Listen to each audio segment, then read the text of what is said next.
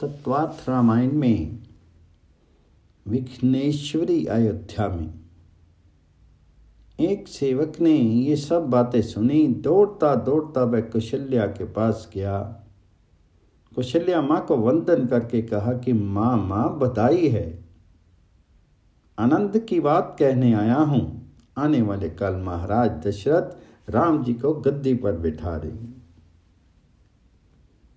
राज्याभिषेक होने को है। कौशल्या जी को ये सुन करके अतिशय आनंद हुआ।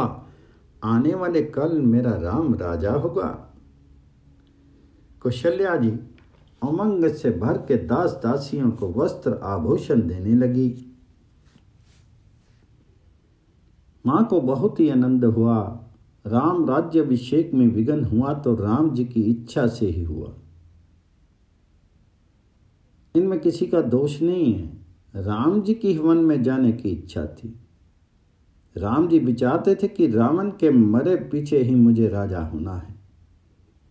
रावण पृथ्वी के द्वारा जीवित रहे, इस पृथ्वी के ऊपर जीवित रहे और मैं गद्दी के ऊपर बैठूं, ये शोभा नहीं देता। वनवास के बाद राज्याभिषेक हो, मैं सबको ठीक है। जो कभी वन में गया नहीं वह राजा हो तो संभव है कि भान भूल जाएगा कि कई ने राम जी को 14 वर्ष का वनवास क्यों दिया। रावण अर्थात काम 14 ठिकाने रहता है। 5 ज्ञान इंद्रियां, 5 कर्म इंद्रियां, मन, बुद्धि, चित्त और अहंकार। इन 14 ठिकानों में रहने वाला रावण काम को मारने को राम जी 14 वर्ष तपश्चर्या करें तो ही उनको मार सकते। रावण अर्थात काम जीव को बहुत त्रास देता है। मनुष्य 14 वर्ष सादा जीवन बिताए, धीरे धीरे भक्ति बढ़ाए तो काम को मार सकता है। श्री कृष्ण वृंदावन में नंगे पैर गायों के पीछे बहुत फिरे हैं। गायों की बहुत सेवा करने के पीछे वो द्वारकाधीश हुए। नंगे पैर वृंदावन में फिरने के बाद ही 16,000 रानियों के स्वामी हुए। वनवास बिना राज्याभिषेक हो, ये श्री राम श्री कृष्ण को अच्छा नहीं लगता। राम जी अपनी इच्छा से ही वन में गए थे।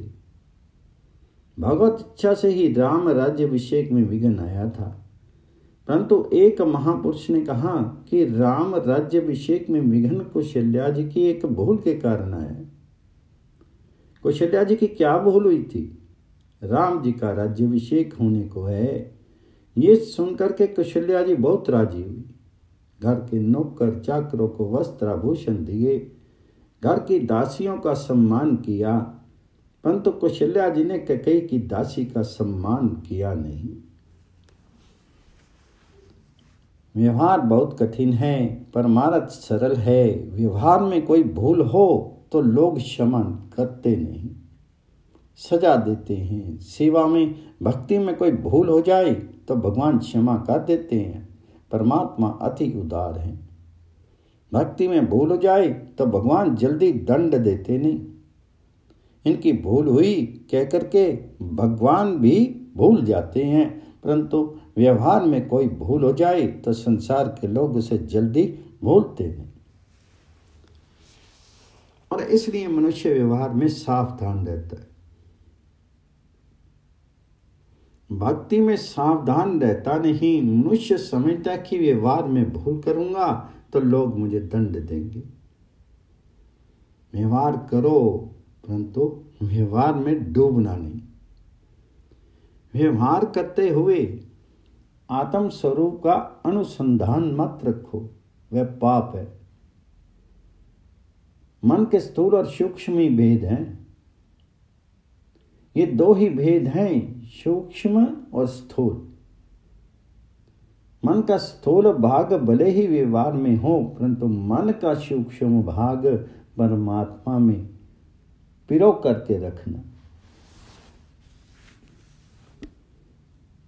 पनिहार में पानी भरने जाती हैं, उस समय उनके माथे पर 3-3 घड़े होते हैं। एक हाथ में घड़ा, दूसरे हाथ में रस्सी होती है, एक दूसरे साथ बातें करती हुई जाती हैं, परंतु माथे के ऊपर रखे हुए घड़े गिरते नहीं। कारण कि पनिहारी का स्थूल मन बातों में होता है, परंतु सूक्ष्म मन माथे के ऊपर रखे हुए घड़ों में ही होता है। इसी प्रकार व्यवहार करते समय भगवान जी को भूलना नहीं। परमार्थ सरल है, व्यवहार कठिन है। बालक में सूक्ष्म रीति से मन रख करके जिस प्रकार माँ घर के समस्त काम काज करती है, उसी प्रकार सूक्ष्म रीति से मन परमेश्वर में रख करके व्यवहार करोगे तो व्यवहार में सफलता मिलेगी।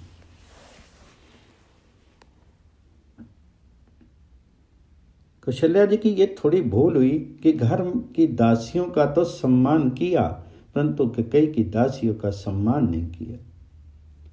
कैकेयी की दासी मंथरा को 2 बार साड़ियां दे दी होती तो ये सब उत्पात नहीं होता। कौशल्या जी ने मंथरा को कुछ दिया नहीं। स्वयं की एक दासी को कौशल्या जी ने बहुत मान दिया और कहा, मेरे राम को तूने खिलाया है, बड़ा किया है। मेरे राम तुझको माता के समान मानता है। आज तो मैंने तुझको थोड़ा ही दिया, परंतु कल मेरा राम गद्दी के ऊपर बैठेगा, उसके बाद तुझे नौकरी करने की भी आवश्यकता नहीं रहेगी। मैं अपने राम से कह करके तुझे 1-2 गांव दिलवा दूंगी। मेरे राम के राजा होने के बाद तुम मेरी जैसी ही हो जाएगी। नौकर का अपमान करना नहीं, परंतु उसे बहुत अधिक मान देना भी नहीं। मान को पचाना बहुत कठिन है। शास्त्र में तो ऐसा लिखा है कि मान स्तुति तो परमात्मा ही पचा सकते हैं। परमात्मा की ही स्तुति करो, किंतु मनुष्य की प्रशंसा अधिक मत करो। कारण कि मनुष्य में स्तुति पचाने की शक्ति नहीं। किसी मनुष्य की बहुत प्रशंसा हो तो वह अभिमानी हो जाता है, उसका पतन हो जाता है। वेद और ऋषि लोग परमात्मा की बहुत स्तुति करते हैं, फिर भी प्रभु को अभिमान स्पर्श नहीं करता। परंतु इस जीव की कोई स्तुति करे तो जीव अभिमानी हो जाता है। मान के पीछे ही अभिमान खड़ा हुआ करता है। जिसको मान मिलता है वह अभिमानी बन जाता है। संसार में बहुत मान मिले ये ठीक नहीं। भक्तों की तो ऐसी इच्छा होती है कि मेरा कोई तनिक भी अपमान नहीं करे, मेरे लिए कोई तनिक भी अपशब्द नहीं बोले। मैं बहुत समझ वाला हूँ, मुझे सब लोग मान दे, ऐसी इच्छा रखना उचित नहीं है। जीव मात्र को मान की भूख होती है, परंतु संसार में मान मिले तो प्रसन्न होना नहीं और अपमान मिले तो अप्रसन्न भी नहीं। मेरे लिए संसार क्या कहता है ये जानने की इच्छा ही मत करो। जगत में जो अपने लिए सही बोलता है उसके लिए सद्भाव जगता है, और जो खराब बोलता है उसके प्रति कुभाव आ जाता है। मन में या तो राग आता है या फिर द्वेष आता है, दोनों ही बंधन कारक है। शास्त्र में लिखा है जिसको बहुत मान मिलता है उसके पुण्य का नाश होता है, और जिसका जगत में कुछ अपमान होता है उसके पाप का नाश होता है। कदाचित तुम्हारा कोई अपमान करे तो हित जलाना नहीं, मन को समझाना कि आज मुझे लाभ हुआ, मेरे पाप घटे। मैंने कथा में सुना है कि कोई अपमान करे तो पाप का नाश होता है। कौशल्या जी ने दासी को मान दिया, दासी को बहुत आनंद हुआ, परंतु वह मान पचा नहीं सकी। वह वहां से जा रही थी, उसको रास्ते में मंथरा मिली। इसको खूब आनंद में देख करके मंथरा ने पूछा, तो आज किस कारण इतने आनंद में जा रही है? राम का राज्याभिषेक होना है ऐसा जान करके सबको अतिशय आनंद हुआ, परंतु देवताओं को दुख हुआ।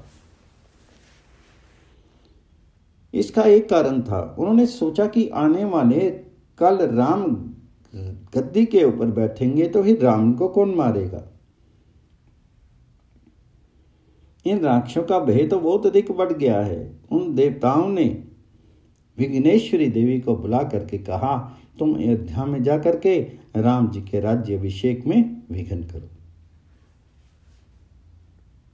राम जी को तो सुख दुख कुछ होता नहीं, वे आनंद स्वरूप हैं। विघ्नेश्वरी ने विचार किया, मैं कहाँ जाऊं, किसमें प्रवेश करूं?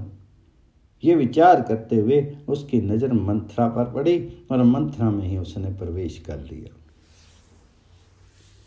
मंथरा के हृदय में मत्सर प्रकट हो गया। उसने विघ्न करने का निश्चय किया। कौशल्या जी ने मेरा सम्मान नहीं किया, सबको दिया, परंतु मुझको कुछ नहीं दिया, इसलिए राम राज्य अभिषेक में विघ्न करूंगी। मंथरा कैकेयी के पास गई, जा करके उसने नाटक आरंभ किया और रोने लगी।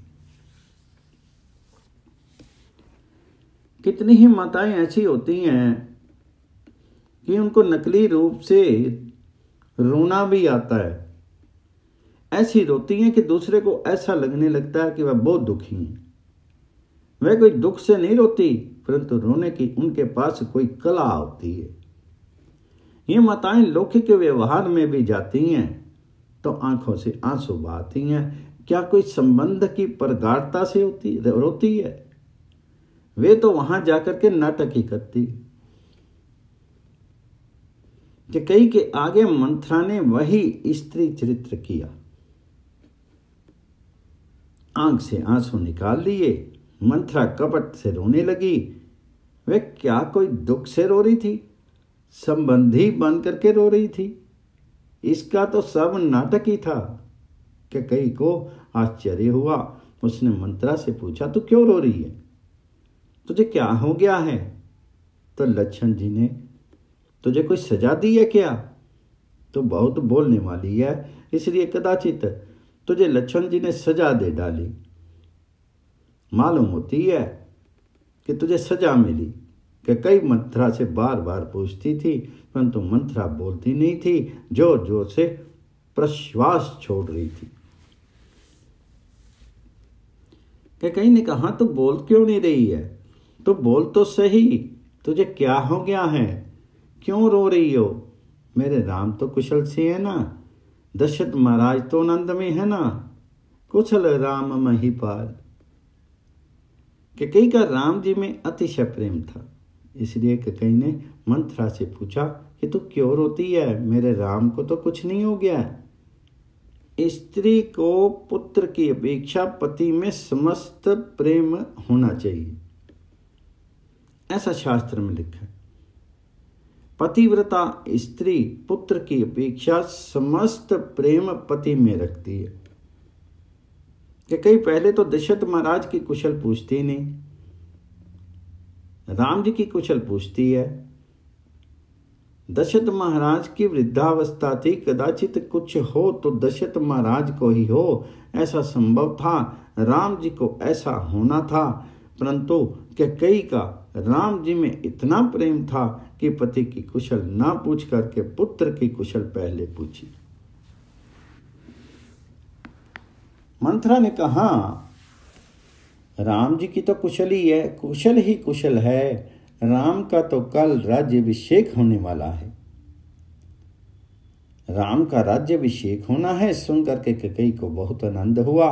कैकेयी के गले में चंद्रहार था, उसको उतार करके कैकेयी ने मंथरा को दिया और कहा, मेरे राम का राज्याभिषेक होने वाला है मंथरा, आज तो मैं तुझे चंद्रहार देती हूँ, परंतु कल जो तुम मांगेगी वही दूंगी। मंथरा, तुम मेरे पास से अति प्रिय वस्तु प्राप्त करने योग्य है। मेरे लिए तो राम जी के राज्याभिषेक के समाचार से बढ़कर प्रिय और अमृत समान दूसरा कोई वचन नहीं है। ऐसी परम प्रिय वार्ता तूने मुझसे कही है, तूने ऐसा प्रिय समाचार कहा, इसलिए तेरी इच्छा में आवे वह मांग ले, मैं तुझको अवश्य दूंगी। मंथरा, मैंने तो अनेक बार परीक्षा की है, राम का मेरे ऊपर कौशल्या की अपेक्षा भी अधिक प्रेम है। राम मेरा कहाँ करता है। मैं तो विधाता से प्रार्थना करती हूँ कि दूसरे जन्म में राम मेरी कोख से पुत्र होकर आवे। राम मुझको प्राण से भी अधिक प्रिय है, परंतु ये तो कह कि राम के तिलक से तुझे क्यों इतना दुख हो रहा है। तो मंथरा ने बराबर वही नाटक चालू रखा।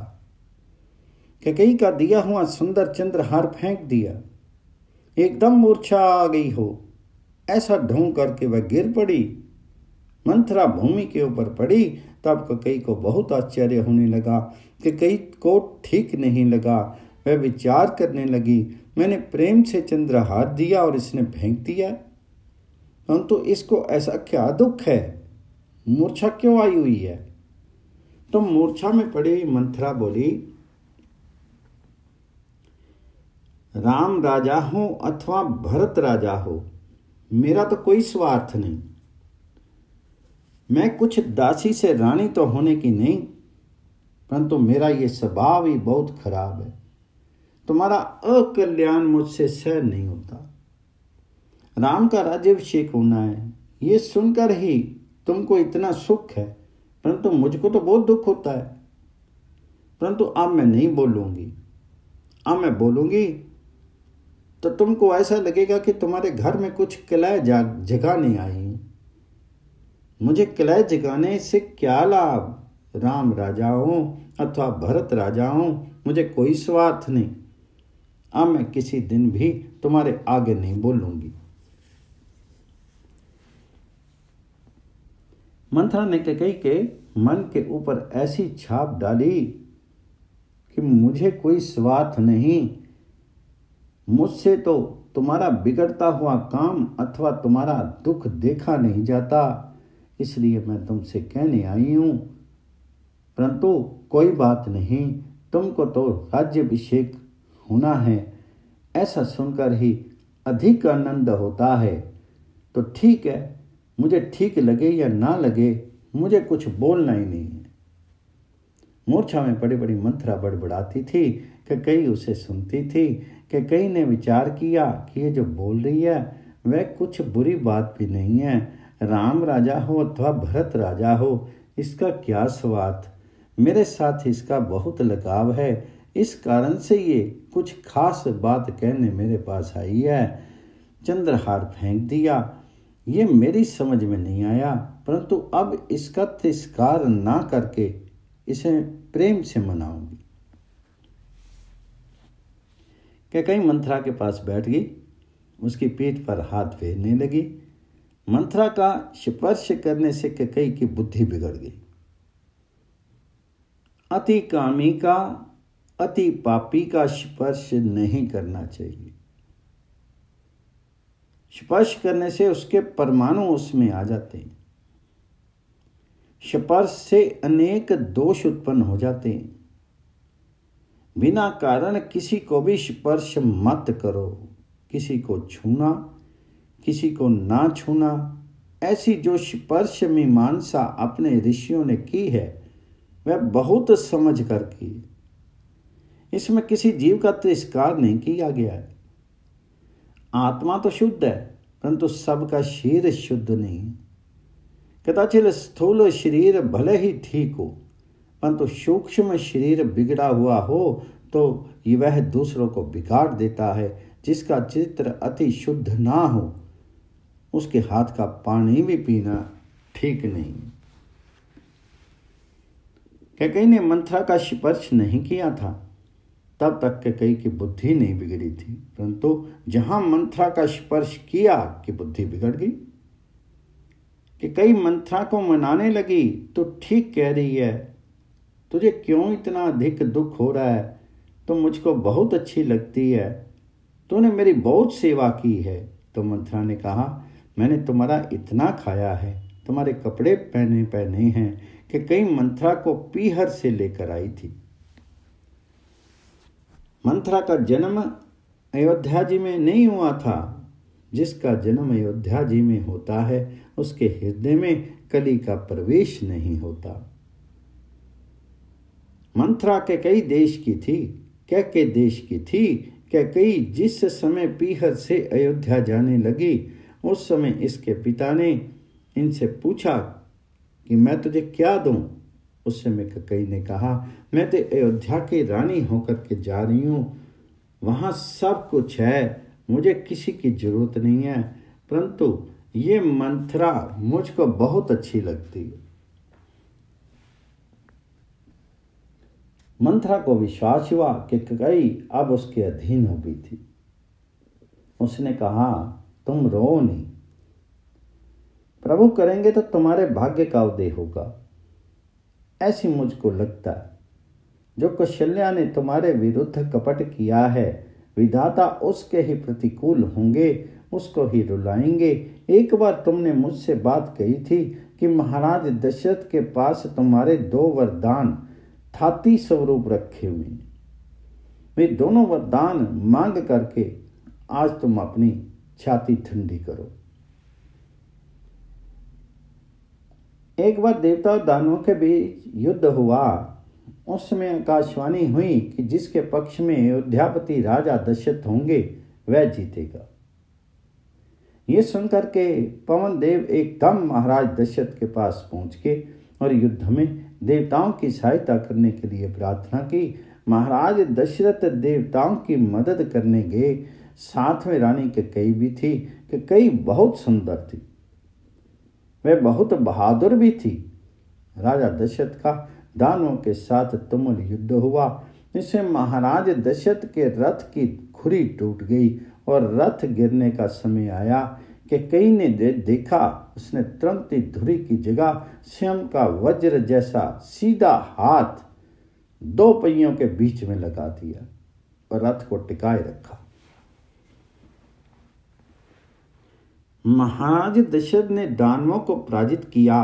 कैकेयी के पराक्रम से महाराज बहुत प्रसन्न हुए और रानी से 2 वरदान मांगने को कहा। तब कैकेयी ने महाराज दशरथ से कहा, वरदान हमारी थाती रूप में अर्थात द्रोह रूप में आपके पास ही रहें।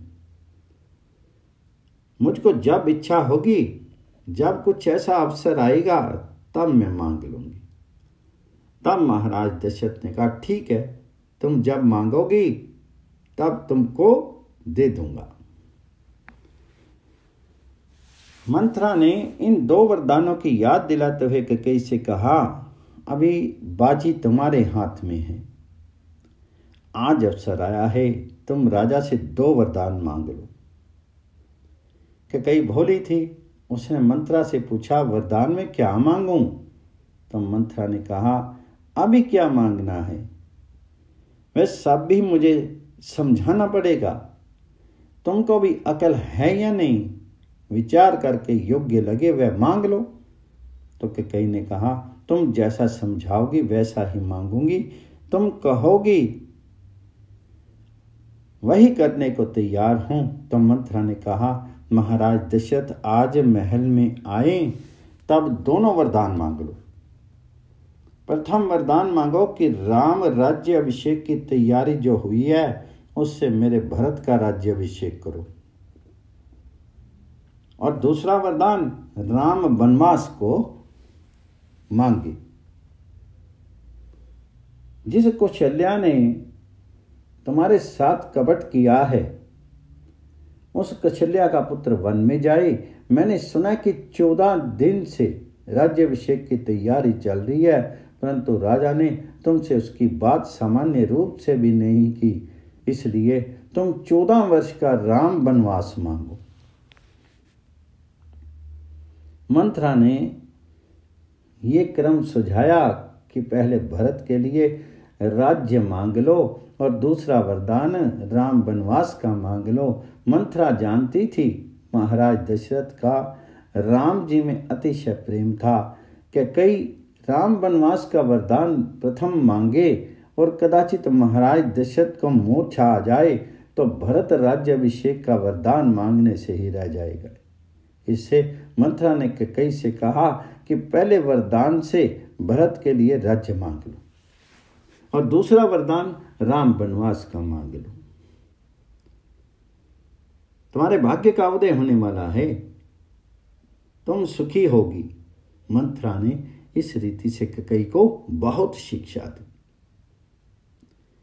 कैकेयी ने कहा, अब राजा के घर आने पर ये 2 वरदान मैं मांगूंगी, उसको देने ही पड़ेंगे। मुझसे कहा है कि जो मांगोगी वही दूंगा।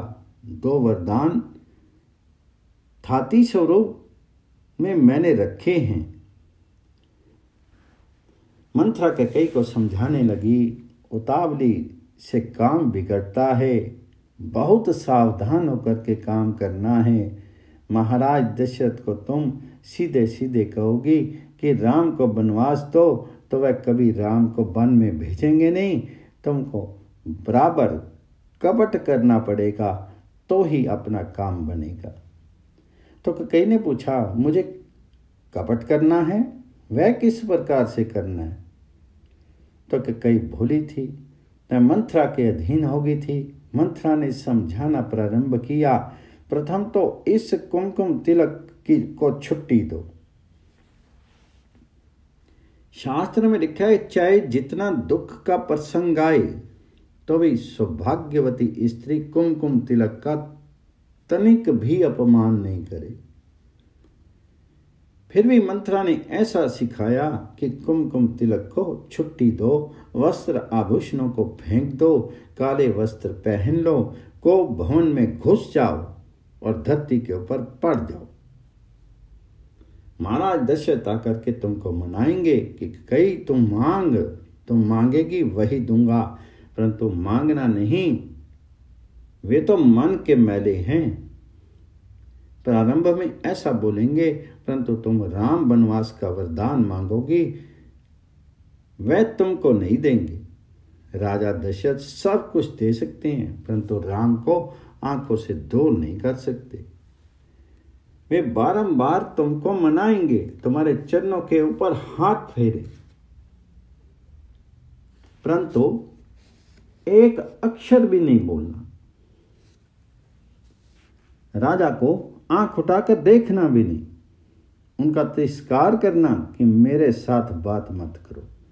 तुम कौशल्या के घर जाओ, राजा दशरथ अनेक प्रकार से तुमको मनाएंगे, परंतु तुम मानना नहीं। वे तुमसे कहेंगे मांगो, तुम जो मांगोगी वही देने को तैयार हूं। राजा को रंक बना दूं, रंक को राजा बना दूं, परंतु एक अक्षर भी मुंह से नहीं निकालना। बहुत व्याकुल हुए महाराज दशरथ जब ऐसा बोले कि मैं राम की सौगंध खा करके कहता हूं कि तुम जो मांगोगी वही तुमको दूंगा, तब भी मांगना। राम शपथ में राजा को बांधने के उपरांत फिर वर मांगना, नहीं तो राजा मुकर जाएंगे। मंथरा की बात कुछ गलत नहीं थी। महाराज दशरथ नरक में जाने को तैयार थे, परंतु राम को आंखों से दूर करने को तैयार नहीं थे। महाराज दशरथ की ऐसी इच्छा थी कि मैं झूठ बोलूं, उसका समस्त पाप मेरे माथे भले ही लग जाए, परंतु मेरे राम मेरी आंखों से दूर नहीं जाए।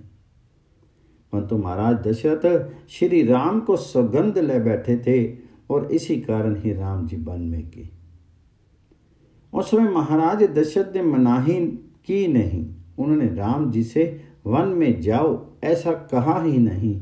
फिर भी राम जी वन में जाने लगे तो ना भी नहीं की, कारण कि इनको ऐसा लग रहा था कि मैंने राम जी की सौगंध ली हुई है, मैं राम शपथ से बंधा हुआ हूँ।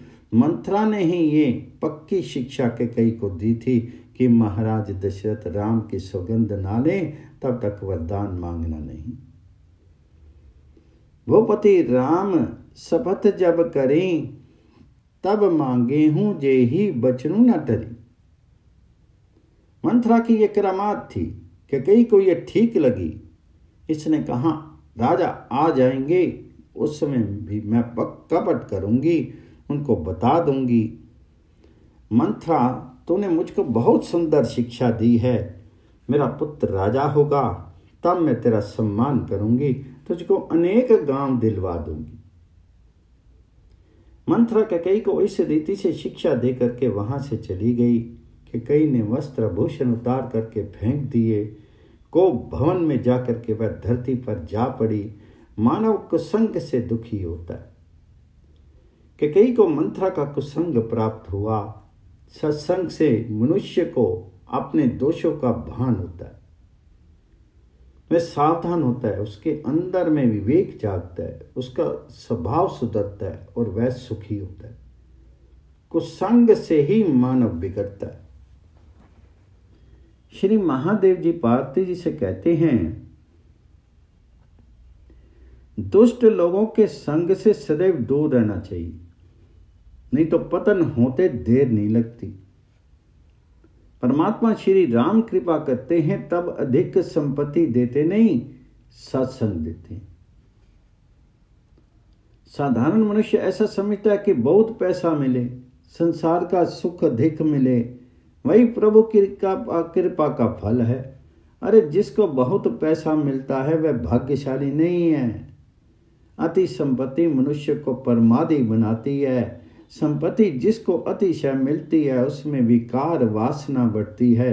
लौकिक सुख मिले तो जीव ईश्वर से विमुख होता है। लौकिक सुख का प्रयत्न सफल ना हो तो मानना चाहिए कि ठाकुर जी ने विशिष्ट कृपा की है।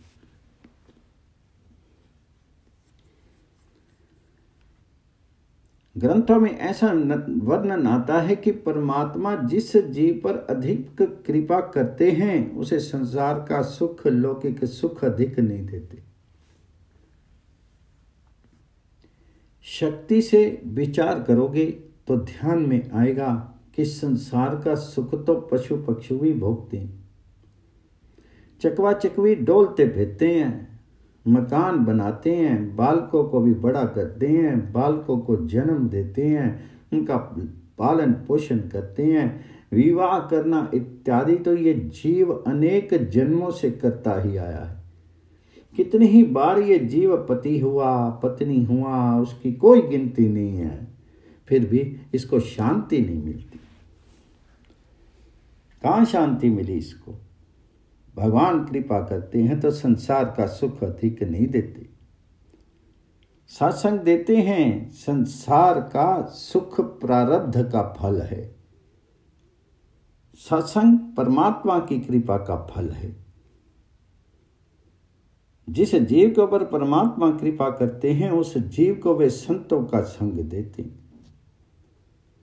सत्संग की महिमा बहुत बड़ी है। जो सत्संग करते हैं वे ही संत बनते हैं। तुम्हारी अपेक्षा ज्ञान, भक्ति और वैराग्य में जो आगे बढ़े हुए हैं उनका संग करो, उनका अनुकरण करो। जिनको संसार का सुख बहुत अच्छा लगता है ऐसे लोगों से दूर रहो। विलासी के संग को ही कुसंग कहते हैं, अतिकामी के संग को ही कुसंग कहते हैं। साधारणता मनुष्य जन्म से बिगड़ता हुआ होता नहीं, कुसंग बिगड़ा है। संग का रंग मन को लगता है। तुम्हारा जन्म हुआ था तब तुमको गर्म पानी पीने की टेव थी। जन्म हुआ तब किसी को चाय पीने की आदत नहीं थी। जन्म हुआ तब बालक को कोई व्यसन नहीं था, वह शुद्ध था। उसको पाप करने की अकल ही नहीं थी, उसको कपट करना आता ही नहीं था। बालक तो भोला होता है। अनेक बार माँ बाप की बालकों को कपट करना सिखाते हैं। बालकों को कपट करने की अकल नहीं होती। बाल्य अवस्था में सब ठीक होते हैं। बड़े हुए पीछे जिनके संग में आते हैं उनका रंग मन को लगता है। सत्संग प्रभु कृपा से मिलता है, परंतु कुसंग से बचना तुम्हारे हाथ में है। तुम्हारा लक्ष्य परमात्मा के चरणों में जाना। तुम्हारा लक्ष्य और अन्य जिसका लक्ष्य एक समान है उसका ही संग करो। किसी का लक्ष्य काम सुख का हो, पैसे का हो, उसके संग से तुमको तनिक भी लाभ होगा नहीं, नुकसान ही होगा। कुसंग अर्थात अति कामी का संग, अति लोभी का संग, व्यसनी का संग या नास्तिक का संग भी कुसंग है। जो संसार सुख में रचा बचा रहता है उसका संग कुसंग है। मानव जीवन संसार सुख भोग करके नष्ट कर डालने के लिए नहीं, मानव जीवन परमात्मा के लिए। प्रारब्ध से पैसा मिले तो उसका उपभोग संसार सुख भोगने में, शरीर और इंद्रियों को लाल डालने में नहीं, अथवा उसका मात्र संग्रह भी करना नहीं, पैसे का सदुपयोग करना। पानी बाड़े नाव में, घर में बाड़े दाम, दोनों हाथ उलीचिए यही सियानो काम। अरे जिस पैसे का सदुपयोग तुम कर सके नहीं, उस पैसे का सदुपयोग तुम्हारे छोकरे क्या कर सकते। कितने ही लोग ऐसी अपेक्षा रखते हैं कि छोकरों के लिए खूब इकट्ठा कर लो जिससे बेचारे सुखी हों। छोकरों के लिए रखना, अधिक रखोगे तो वे प्रमादी होंगे, आलसी होंगे, विलासी होंगे। पैसा जीवन का लक्ष्य नहीं है, परमात्मा ही जीवन का लक्ष्य है। संसार का कोई भी सुख जीवन का लक्ष्य नहीं है, भजन आनंद ही जीवन का लक्ष्य है। सत्संग मिले तो करना और सत्संग ना मिले तो सबका संग छोड़ करके अलग रहना। किसी का तिरस्कार मत करो, परंतु जिसको भक्ति का रंग लगा नहीं, जिसको संसार का सुख बहुत मीठा लगता है, ऐसे कामी विलासी ग्रस्तों का संग मत करो, नहीं तो तुम्हारा पतन होगा। भागवत में वृतासुर वध की कथा आती है। प्रभु ने वृतासुर का उद्धार किया। उससे पहले उसने प्रभु की सुंदर स्तुति करते हुए कहा है, कर्म के अनुसार मुझे संसार के चक्कर में भटकना पड़े तो हे नाथ, मैं इतना ही मांगता हूं कि मुझको भगवान जी के लाडले उत्तम वैष्णव जनों का सत्संग मिले। जो लोग आपके माया में फंसे हुए हैं और शीर, घर, स्त्री, पुत्र आदि में आसक्त हैं, उनका संग मुझको फिर कभी नहीं हो। कामी के संग से मनुष्य इंद्रियों का दास बनता है। कोई जितेंद्रिय महापुरुष मिले तो उनका संग करो, ऐसा ना मिले तो श्री राम नाम का संग करो, रामायण का संग करो। कुसंग से जीवन बिगड़ता है। कैकेयी का राम जी में बहुत प्रेम था, परंतु कैकेयी को मंथरा का कुसंग हुआ, इससे कैकेयी की बुद्धि बिगड़ गई। जय श्री राम जी।